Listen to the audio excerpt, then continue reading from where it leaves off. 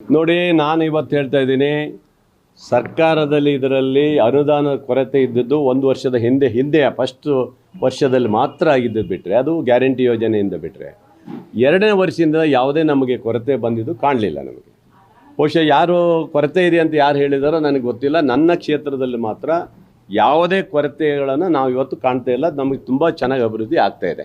ನಾವು ಇವತ್ತು ಯಾವುದು ಮುಖ್ಯಮಂತ್ರಿ, ಉಪಮುಖ್ಯಮಂತ್ರಿಗಳು ಅಥವಾ ಯಾವ ಮಂತ್ರಿಗಳಿರ್ಬೋದು ಯಾವುದೇ ಕೇಳಿದ್ರು ನಮಗೇನು ಇಲ್ಲ ಅಂತ ಹೇಳಿಲ್ಲ, ಕೊಟ್ಟಿದ್ದಾರೆ.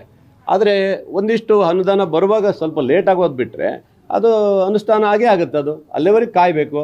ಈಗ ನಮ್ಮಲ್ಲಿ ಒಂದಿಷ್ಟು ಅನುಷ್ಠಾನ ದುಡ್ಡು ಬಂದಿದೆ, ಈಗ ಮಾಡಲಿಕ್ಕಾಗಿಲ್ಲ. ಅದು ಮಳೆಗಾಲ ಬಂದುಬಿಡ್ತು, ಹಾಗೆ ನಿಂತು ಹೋಗಿದೆ ಬಿಟ್ಟರೆ ಮಾಡಲಿಕ್ಕಾಗಲಿಲ್ಲ. ಅನುದಾನ ಕೊರತೆ ಇಲ್ಲ ಅನ್ನೋದು ಶುದ್ಧ ಸುಳ್ಳು. ರಾಜ್ಯದ ಮುಖ್ಯಮಂತ್ರಿಗಳು ಈ ಸರಿ ಅಂತೂ ಈ ಬಡ್ಜೆಟ್ಟು 4,09,500 ಕೋಟಿ ಮಾಡಿದ್ದರಿಂದ ಈ ಸರಿ ಹೆವಿ ಅಮೌಂಟ್ ಬರುತ್ತೆ ಅಂತ ಹೇಳಿದ್ದಾರೆ. ನಿರೀಕ್ಷೆಗೆ ಮೀರಿಗೂ ನಮಗೆಲ್ರಿಗೂ ಅನುದಾನ ಬರುತ್ತೆ ಅಂತ ನಾವು ಕಾದಿದ್ದೀವಿ. ಖಂಡಿತ ಬರ್ತದೆ. ಅದು ಕನ್ನಡಿಯೊಳಗಿನ ಗಂಟಿನ ತರ ಆಗಿದೆ ಅಂದ್ರೆ ಸುಳ್ಳು. ಯಾರು ಹೇಳಿದ್ದು? ಹಿಂದಿನ ಸರಿ ಬಂದಿದೆಯಲ್ಲ, ನಮಗೆ 2ನೇ ವರ್ಷದಿಂದ ಅನುದಾನ ಬಂದಿದೆ. 3ನೇ ವರ್ಷದಲ್ಲಿ ಚೆನ್ನಾಗಿ ಬರುತ್ತೆ ಅಂತ ನಮ್ಗೆ ಖಂಡಿತ ಗೊತ್ತಿದೆ, ಆಗುತ್ತೆ. ಅದು ಅನುದಾನ ಕೊರತೆ ಅಂತ ಸದ್ಯಕ್ಕೆ ಕಾಣ್ತಾ ಇಲ್ಲ.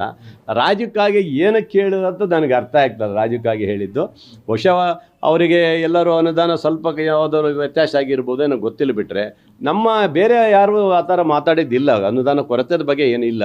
ಈ ಸರಿ ಅನುದಾನದಲ್ಲಿ ಮೊನ್ನೆ ಬಡ್ಜೆಟಲ್ಲಿ ಮಂಡಿಸಿದ ಮೇಲೆ ಒಳ್ಳೆಯ ಅನುದಾನ ಬರುತ್ತೆ ಅನ್ನೋ ನಿರೀಕ್ಷೆ ಇದೆ ಮತ್ತು ಬಿಡುಗಡೆನೂ ಮಾಡಿದ್ದಾರೆ. ನಮ್ಮಲ್ಲಿ ಈಗ ಎಷ್ಟು ಕೋಟಿ ಎಲ್ಲ ಬಿಡುಗಡೆ ಮಾಡ್ತಾ ಇದ್ದಾರೆ, ಯಾವುದಕ್ಕೂ ಕೊರತೆ ಇಲ್ಲ. JJM ಕೊರತೆ ಇಲ್ಲ. JJM ನೋಡಿ, ಈಗಾಗಲೇ ಕೇಂದ್ರದವರು ದುಡ್ಡೇ ಬಿಡುಗಡೆ ಮಾಡ್ತಾ ಇಲ್ಲ, ಆದರೆ ನಮ್ಮಲ್ಲಿ ಬಿಡುಗಡೆ ಮಾಡಿದ್ದಾರೆ. ಈಗ ಅವ್ರು ಬರೋವರೆಗೆ ಕಾಯ್ತಾ ಇಲ್ಲ ನಾವು, ಅಲ್ವಾ? ಕುಡಿಯೋ ನೀರಿನ ಇದು ಒಂದೆರಡಲ್ಲ, ಸಾವಿರಾರು ಕೋಟಿ, 850 ಕೋಟಿ ಹತ್ತತ್ರ ಇದೆ, ಅದಲ್ಲ ಬಿಡುಗಡೆ ಮಾಡಿದ್ದಾರೆ. ಈಗ ಮೊನ್ನೆ ಮತ್ತೆ 250 ಕೋಟಿ ರೂಪಾಯಿ ನಮ್ಮ ಸಿಟಿಗೆ ಅನುದಾನ ಬೇಕಿತ್ತು, ಅದಕ್ಕೂ ಸಹ ಬಿಡುಗಡೆ ಮಾಡಿದ್ದಾರೆ. ಯಾವುದು ನನಗೇನು ರಸ್ತೆ ಅಗಲೀಕರಣ ಇರ್ಬೋದು, ಇನ್ನೊಂದು ಇರ್ಬೋದು, ಪ್ರತಿಯೊಂದು ಮಾಡಿದ್ದಾರೆ. ಅದರ ಬಗ್ಗೆ ನಾನು ಯಾವುದು ಮಾತಾಡ್ಲಿಕ್ಕೆ ಸಾಧ್ಯ ಇಲ್ಲ. ಖಂಡಿತ ಸರ್ಕಾರ ಗಟ್ಟಿಯಾಗಿದೆ, ಅನುದಾನ ಗಟ್ಟಿ ಇದೆ. ಸಚಿವರ ನಡವಳಿಕೆ ಅಂದರೆ ಅವರು ಏನು ಜಿಲ್ಲಾವಾರು ಸಚಿವರು ಇದ್ದಾರೆ, ಅವರಲ್ಲಿ ಹೇಗಿದೆಯೋ ನನಗೆ ಗೊತ್ತಿಲ್ಲ. ಅವ್ರನ್ನ ಕೇಳ್ಕೋಬೇಕು, ಬಿಟ್ಟರೆ ನನಗೇನು ಸಂಬಂಧ ಇಲ್ಲ. ಇಲ್ಲ, ನಮ್ಮ ಜಿಲ್ಲೆಯಲ್ಲಿ ಸ್ವಲ್ಪ ಸಮಸ್ಯೆ ಇತ್ತು. ನಾವು ಈಗ ಮೊದಲನವರು ಚೆನ್ನಾಗಿದ್ದೀವಿ. ಈಗ ಅಭಿವೃದ್ಧಿ ಎಲ್ಲ ಇದರಲ್ಲಿ ಇಬ್ಬರು ಜನ ಜೋಡಿಯಾಗಿ ಹೋಗ್ತಾ ಇದ್ದೀವಿ. ಯಾವುದೇ ನಮ್ಮಲ್ಲಿ ಸಮಸ್ಯೆ ಇಲ್ಲ.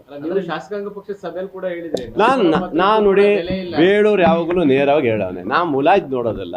ಯಾರು ಮಾಡಿಲ್ಲ ಆದರೆ ಏನಾದ್ರು ತೊಂದರೆ ಆಗಿದೆ ಅಂತ ಹೇಳಿದ್ರೆ ನೀವು ಸರಿ ಮಾಡ್ತಾ ಇಲ್ಲ ಮುಖ್ಯಮಂತ್ರಿಗಳು, ಇವ್ರಿಗೆ ಸರಿ ಹೇಳ್ತೀರೋ ಇಲ್ಲೋ? ನಾವು 3 ಸರಿ MLA ಆಗಿದ್ದೀವಿ ಅಂತ ಕೇಳ್ತೀವಿ, ಅಷ್ಟು ಬಿಟ್ಟರೆ ನಾವು ಮತ್ತೆ ಆಮೇಲೆ ಸರಿ ಮಾಡಿದ್ದಾರೆ. ಇವತ್ತು ಇನ್ನೂ ನಾನು ಮುಖ್ಯಮಂತ್ರಿಗಳು ಹೇಳೋದು ಅಂದರೆ ಕರೆಕ್ಟ್. ಇವಾಗ ಮತ್ತೊಂದು ಸರಿ ಕರೆದು ಈ ಥರ ಮಾತಾಡೋರು ಯಾರಿದ್ದಾರೆ ಅವ್ರು ಕಡಿವಾಣ ಹಾಕೋದು ಒಳ್ಳೆಯದು. ಈ BR ಪಾಟೀಲ್ದು ಬಿಡಿ, ಅವರು ಹಿಂದೆ ಇದೇ ಥರ ಮಾಡಿದರು. ಈಗಲೂ ಒಂದು ಬುಟ್ಟಿ ಹಿಡ್ಕೊಂಡಿದ್ದಾರೆ, ಹಾವು ಇದೆಯೋ ಅಥವಾ ಖಾಲಿ ಇದೆಯೋ ಗೊತ್ತಿಲ್ಲ. ಒಟ್ಟು ಹೇಳ್ಕೊಂಡು ಬಂದಿದ್ದಾರೆ, 3-4 ದಿವಸದಿಂದ ಹೇಳ್ಕೊಂಡು ಬಂದಿದ್ದಾರೆ. ಅದ್ರ ಬಗ್ಗೆ ಏನಂತ ಮುಖ್ಯಮಂತ್ರಿಗಳು ನಿರ್ಧಾರ ಸಂಖ್ಯೆ ಸುಮಾರು ಜನ ಇದ್ದಾರೆ ಕಾಂಗ್ರೆಸ್ ನಲ್ಲಿ. ಈ ತರದವರು ಎಲ್ಲರೂ ಮುಂದಿನಿಂದಲೂ ಮಾತಾಡ್ತಾರೆ ಅಂತ ಹೇಳ್ತಾ ಇದ್ದಾರೆ. BR ಪಾಟೀಲ್ ಅವ್ರು ಕಟ್ಕೊಂಡು ಯಾರು MLA ಯಾರು ಹೋಗ್ತಾರ್ರಿ? ಏನು ಬೇರೆ ಕೆಲಸ ಇಲ್ಲದೆ ಹೋಗ್ತಾರಾ? ಏನಕ್ಕಾಗಿ ಹೋಗ್ಬೇಕಾಗಿದೆ? ಇವರೆಲ್ಲ ಕೂಗಿ ಅಧಿಕಾರ ತಗೊಂಡವರು ಯಾರು? ಇವರು ರಾಯರೆಡ್ಡಿ ಅವರಲ್ಲ, ಇವರೆಲ್ಲ ಕೂಗೇ ತಗೊಂಡಿದ್ದು. ಸರ್ಕಾರ ವಿರೋಧ ಮಾತಾಡಿ ಇವತ್ತು ಅಧಿಕಾರ ತಗೊಂಡಿದ್ದಾರೆ. ಹಾಗಾಗಿ ಏನೋ ಅವಾಗ ಅವ್ರದ್ದು ನಂಗೆ ಗೊತ್ತಿಲ್ಲ. ಈಗ ಅವ್ರ ಅಧಿಕಾರದಲ್ಲಿದ್ದಾರೆ, ಇನ್ನು ಅವ್ರ ಬಗ್ಗೆ ನಾನೇನು ಮಾತಾಡೋಕ್ಕಾಗತ್ತೆ? ಆದರೆ ಸರ್ಕಾರದಲ್ಲಿ ಯಾವುದೇ ಗೊಂದಲಗಳಿಲ್ಲ, ತೊಂದರೆ ಇಲ್ಲ ನನಗೆ ಅನಿಸ್ತೈತಪ್ಪ.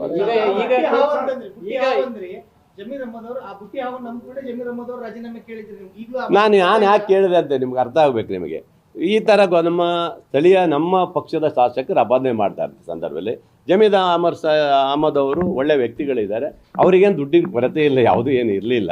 ಆದರೆ ನಮ್ಮ ಕೆಲಸ ಎಲ್ಲ ಚೆನ್ನಾಗೇ ಮಾಡಿಕೊಟ್ಟಿದ್ದಾರೆ. ನನ್ನ ಸ್ನೇಹಿತರು ಅವ್ರು ಏನಿಲ್ಲ.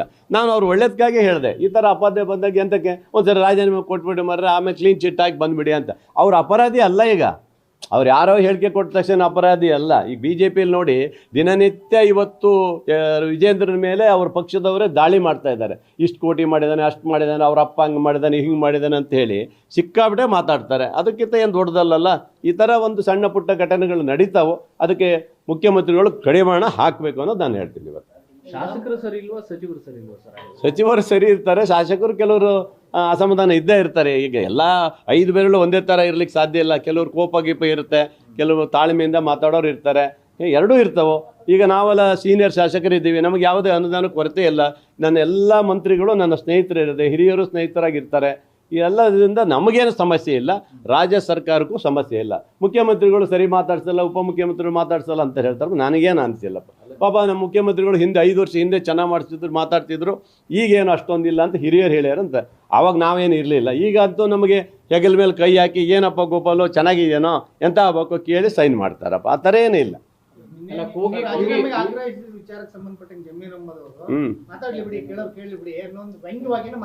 ಸರ್, ನನ್ನ ಸ್ನೇಹಿತರಾಗೆ ನಾನು ಹೇಳಿದ್ದೀನಿ, ಅವ್ರ ಪರವಾಗಿ ಹೇಳಿದೆ, ಅವರು ಹೇಳಿದ್ದಾರೆ ನಾನೇನೋ ಆ ಥರ ಇದ್ದರೆ ರಾಜೀನಾಮೆ ಕೊಡ್ತೀನಪ್ಪ, ನನಗೇನು ಆ ಥರ ದುಡ್ಡಲ್ಲಿ ದರಿದ್ರ ಏನು ಇಲ್ಲ ಅಂತ ಅವ್ರು ಹೇಳಿದ್ದಾರೆ. ಅದರ ಮೇಲೆ ನಾನು ಹೇಳಿಕೆ ಕೊಡೋದು ಏನಿದೆ ಅಲ್ಲಿ ಅಲ್ವಾ? ಹೀಗಾಗಿ ಅಪರಾಧಿ ಅಲ್ಲ ಅವರು ಅಲ್ವಾ, ಒಳ್ಳೆ ವ್ಯಕ್ತಿಗಳಿದ್ದಾರೆ ಮತ್ತು ಒಳ್ಳೆ ಕೆಲಸ ಮಾಡ್ತಾರೆ.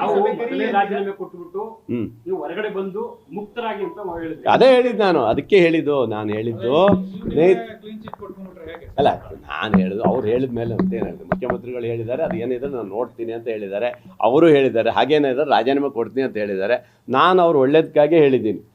ನೀವು ಹಾಗೇನಿರೋದಿದ್ರೆ ನಮ್ಮ ಸ್ವಪಕ್ಷೀಯವರು ಅಪಾದನೆ ಮಾಡಿದಂಥ ಸಂದರ್ಭದಲ್ಲಿ ಹಾಗೇನಿರಿದ್ರೆ ನೀವು ರಾಜೀನಾಮೆ ಕೊಟ್ಟು ಆರಾಮಾಗಿ ಮತ್ತೆ ಕ್ಲೀನ್ ಚಿಟ್ ಆದ್ಮೇಲೆ ಮತ್ತೆ ಮಂತ್ರಿ ಆಗ್ರಿ ಅಂತ ಹೇಳಿದ್ದೇನೆ, ಅಷ್ಟೇ ಬಿಟ್ಟು. ಅಲ್ಲ, ಈ ಥರ ಗೊಂದಲಗಳಾದರೆ ಒಂದು ಸ್ವಲ್ಪ CLP ಕರೆದು ಯಾರ್ಯಾರು ಈ ಥರ ಹೇಳಿಕೆ ಕೊಟ್ಟರು ನನ್ನೂ ಸೇರಿ ಎಚ್ಚರಿಕೆ ಕೊಡೋದು ಒಳ್ಳೇದು ಅಂತ ನಾನು ಇವತ್ತು ಹೇಳ್ತಾ ಇದ್ದೀನಿ. ಪಕ್ಷ ಸರ್ಕಾರಕ್ಕೆ ಮುಜುಗರ, ನೀವು ಸೇರಿದಂತೆ ಈ ರೀತಿ ಹೇಳಿಕೆಗಳು ಕೊಡ್ತಾ ಇರೋದು ಪಕ್ಷ ಸರ್ಕಾರಕ್ಕೆ ಮುಜುಗರ ಆಗ್ತಿಲ್ವಾ? ಅಲ್ಲ, ಖಂಡಿತ ಆಗುತ್ತೆ. ಇದನ್ನ ಈಗಾಗಲೇ ನಾನು ಹೇಳಿಕೆ ಕೊಟ್ಟಿರೋದು, ಒಬ್ಬ ವ್ಯಕ್ತಿಗೆ ತೊಂದರೆ ಆಗಬಾರ್ದು, ಒಳ್ಳೆ ವ್ಯಕ್ತಿಯಾಗಿ ಅವ್ರು ರಾಜೀನಾಮೆ ಕೊಟ್ಟು ಹೊರಗೆ ಹೋಗಿ ಇದು ಮಾಡಿ ಮತ್ತೆ ಅವ್ರು ಮುಕ್ತರಾಗಿ ಬರಬೇಕು ಅನ್ನೋದು ಉದ್ದೇಶದಿಂದ ಹೇಳಿದ್ ಬಿಟ್ರೆ, ಅವು ಸ್ನೇಹಿತರಾಗಿ ಹೇಳಿದ್ದೀನಿ. ಅದು ಬಿಟ್ಟರೆ ಬೇರೆ ನಾನು ಉದ್ದೇಶದಿಂದ ಹೇಳಿದ್ದಲ್ಲ. CLP ಸಭೆಗಳು ಕೇವಲ ಪಕ್ಷ ಸಂಘಟನೆ, ಕೇವಲ ಊಟಕ್ಕೆ ಸೇರಿದಂತಹ ಒಕ್ಕೂಟಗಳಾಗ್ತಾ ಇದೆ ಹೊರತು ಅಲ್ಲಿ ಏನು ಸಮಸ್ಯೆ ಯಾರು ಹೇಳಿದ್ದು? ನಾವೇ ಇದ್ದೀವಲ್ಲ, ನಾವೇ ಮಾತಾಡಿದ್ದೀವಿ. ನಾವೇ ನಮಗೇನಾದ್ರೂ ಕೆಲಸ ಆಗಿಲ್ಲ ಅಂದರೆ ನೇರವಾಗಿ CLPಯಲ್ಲಿ ಕೇಳಿದ್ದೀವಿ, ಬೇರೆಯವರು ಕೇಳಿದ್ದಾರೆ. ಅದರಲ್ಲಿ ಯಾವುದಾದ್ರು ಮಂತ್ರಿಗಳು ಸರಿ ಕೆಲಸ ಮಾಡಿಲ್ಲ ಅವ್ರ ಬಗ್ಗೆನೂ ಕೇಳಿದ್ದಾರೆ. ನಮಗೆ ಹಕ್ಕುಗಳನ್ನು ಕೊಡಿ ಅಂತಲೂ ಕೇಳ್ತಾರೆ, ನಮಗೆ ಅನುದಾನನೂ ಜಾಸ್ತಿ ಕೊಡು ಅಂತ ಕೇಳ್ತಾರೆ. ಎಲ್ಲದೂ ಕೇಳಕ್ಕೆ ಮುಕ್ತವಾಗಿ ಹಕ್ಕಿದೆಯಲ್ಲ, ಯಾರು ಬಾಯಿ ಬಿಡಲ್ಲ ಅಂತ ಹೇಳಿದ್ದು? ಯಾವುದೇ ಇಲ್ಲ, ಎಲ್ಲರೂ ಬಾಯಿ ಬಿಟ್ಟಿದ್ದಾರೆ. ರಚನೆ ಆದ 2ನೇ ಶಾಸಕಾಂಗ ಪಕ್ಷ ಸಭೆಯಿಂದಲೂ ಇದನ್ನೇ ಕೇಳ್ತಾ ಇದ್ದೀರಾ? ಈಗ ನೋಡಿ ಶಾಸಕ ನಮಗೆ ಬೇರೆ ಎಲ್ಲಿ ಸಿಗುತ್ತೆ ಹೇಳಿ? ಶಾಸಕಾಂಗ ಸಭೆಯಲ್ಲಿ ಹೋದರೆ ಒಂದು ಮುಕ್ತವಾಗಿ ಏನಾರು ಇದ್ರೆ ನಮ್ಗೆ ಕೇಳಕ್ಕೆ ಹಕ್ಕಿದೆ. ಮುಖ್ಯಮಂತ್ರಿಗಳು ಆಯ್ತು ಬಿಡ್ರೋ, ಕೊಡ್ತೀನ್ರೋ, ಏನು ಬೇಕು ಹೇಳ್ರೋ, ನಿಮಗೆ ತಲೆ ಕೆಡ್ಸ್ಕೊಬಿಡ್ರೋ ಅಂತಾರೆ, ಅಷ್ಟು. ಯಾರು ಹೇಳಿ ತುಪ್ಪ ಸುರಿದಿದೆ ಅಂತ? 2 ವರ್ಷದಿಂದಲೂ ನಾವು ಕೇಳಿದ್ದೆಲ್ಲವನ್ನೂ ಮಾಡಿಕೊಟ್ಟಿದ್ದಾರೆ. ಇವತ್ತು ನಮ್ಮ ಕ್ಷೇತ್ರದಲ್ಲಿ ಅಭಿವೃದ್ಧಿ ಆಗಿದೆ, ಬೇರೆ ಕ್ಷೇತ್ರದ ನನಗೆ ಗೊತ್ತಿಲ್ಲ. ಈ ಕ್ಷೇತ್ರ ಇಡೀ ನಮ್ಮ ರಾಜ್ಯ ಸರ್ಕಾರ ಗಟ್ಟಿಯಾಗಿ ಇವತ್ತು ನಮಗೆ ಕೆಲಸ ಮಾಡಿಕೊಡ್ತಾ ಇದ್ದಾರೆ. ಇನ್ನೂ 3 ವರ್ಷ ಇದೆ. 3 ವರ್ಷದಲ್ಲಿ ಇಡೀ ತಾಲೂಕಿನ ಅಭಿವೃದ್ಧಿ ಮಾಡಲಿಕ್ಕೆ ಅವಕಾಶ ಇದೆ, ಮಾಡಿಕೊಡ್ತೀವಿ. ಬೇರೆ ಶಾಸಕರಿಗೆ ಸಿಗ್ತಲ್ಲ ಅಂತ ಸರ್? ಸಿಗತ್ತಾರೆ, ಯಾರಿಗೆ ಒಬ್ರಿಗೆ ಸಿಕ್ಕಿಲ್ಲ ಅಂತ ನೀವು ಯಾರು ಹೇಳೋದು ತಪ್ಪಾಗುತ್ತೆ. ಎಲ್ಲ ನೋಡಿ, DK ಶಿವಕುಮಾರ್, DK ಸುರೇಶ್ ಅವರ ಆಶೀರ್ವಾದ ಇದ್ದು ಹಂಗಾಗಿ ನಮ್ಗೆ ಹೆಚ್ಚು ಅನುದಾನ ಸಿಗ್ತಾ ಇದೆ ಅಂತ. ಎಲ್ಲರೂ ಕೂಡ ನಮ್ಮ DK ಶಿವಕುಮಾರ್ ಬಣಕ್ ಬನ್ನಿ ಅಂತ ಆಹ್ವಾನ ಕೊಡ್ತಾ ಇದ್ದಾರೆ. ಅವರು ನೋಡಿ, ಆ ಥರ ಏನು ಹೇಳಿಕೆ ಅಲ್ಲ. ಅವರು ತುಂಬ DK ಅವ್ರ ಹತ್ರ ಇರೋದ್ರಿಂದ DK ಸಾಹೇಬರು ಸಿದ್ದರಾಮಯ್ಯರ ಹತ್ರ ಹೋಗಿ ಒಂಚೂರು ಕೊಡಿಸಿರ್ಬೋದು ಏನು ಅವರಿಗೆ, ಅಷ್ಟು ಬಿಟ್ಟರೆ ಈಗ ನಾವು ಸಿದ್ದರಾಮಯ್ಯ ಸಾಹೇಬ್ರ ಹತ್ರನೇ ಹೋಗೋದು. ಸರ್ ನಮಗೆ ಕೊಡಿ ಅಂತ ಕೇಳ್ತಾರೆ, ಪಾಪ ಕೊಟ್ಟಿದ್ದಾರೆ, ಇಲ್ಲ ಅಂತಿಲ್ಲ. ಯಾವುದೇ ಮಂತ್ರಿಗಳು ನಮ್ಗೆ ಯಾವುದೇ ಕೊರತೆ ಮಾಡಿಲ್ಲ ರೀ, ಕೊರತೆ ಯಾವುದೂ ಇಲ್ಲ. ಇವತ್ತು ಈ ಥರ ಕೊರತೆ ಆಗಿದೆ ಅಂತ ಹೇಳೋದು ಶುದ್ಧ ಸುಳ್ಳು. ಸರ್ಕಾರದಲ್ಲಿ ಕೊರತೆ ಇಲ್ಲ. ಅಧಿಕಾರಿಗಳು ಕ್ಷೇತ್ರದಲ್ಲಿ ಅಧಿಕಾರಿಗಳು ಮಾತು ಕೇಳ್ತಾ ಇಲ್ಲ, ಶಾಸಕರು ಏನಿಲ್ಲ. ನಾಗೇಂದ್ರ ಅವ್ರಿಗೂ ನೆಕ್ಸ್ಟ್ ತಗೊಳ್ಬೇಕಂತ ಹೇಳಿ ರಾಜ್ಯದಲ್ಲಿ ತೀರ್ಮಾನ ಇದೆ, ತಗೊಳ್ತಾರೆ. ಈಗ ಕೂಗಿ ಅಧಿಕಾರ ಪಡಿತಾ ಇದಾರೆ ಅಂತ ಒಂದು ಮಾತು ಹೇಳಿದ್ರು. ಈಗ ಕೂಗ್ತಾ ಇರೋದು ಮತ್ತೆ ಯಾವ ಉದ್ದೇಶಕ್ಕೆ ಸರ್? ಗೊತ್ತಿಲ್ಲ, ಅವ್ರನ್ನೇ ಕೇಳ್ಬೇಕು. ಈಗ ಏನ್ ಕೂಗಿ ಕೊಟ್ಟಿದ್ದಾರೆ ಅವ್ರಿಗೆ? ನಾನು ಯಾವುದು ಕೂಗಿದ್ದಲ್ಲ. ನಾನು ಒಬ್ಬ ಸ್ನೇಹಿತನಿಗೋಸ್ಕರ ನಾನು ನಿಜ ಸ್ಥಿತಿಯನ್ನು ಹೇಳಿದ್ದೀನಿ, ಅಷ್ಟು ಬಿಟ್ಟರೆ ನಾ ಬೇರೆ ಯಾವುದು ಅನುದಾನ ಕೊರತೆ, ಇನ್ನೊಂದು ಕೊರತೆ ಅಥವಾ ಅಸಮಾಧಾನ ಯಾವುದೂ ನಾನು ಹೇಳಿಲ್ಲ. ಬೇಡೋರು ಯಾವಾಗಲೂ ನೇರವಾಗಿ ಹೇಳೋನು, ನೇರವಾಗಿ ನಾನು ಮಾತಾಡ್ತೀನಿ. ನಾನು ಯಾವುದಕ್ಕೂ ಕಮ್ಮಿ ಮಾಡ್ಕೊಳ್ಳೋದು.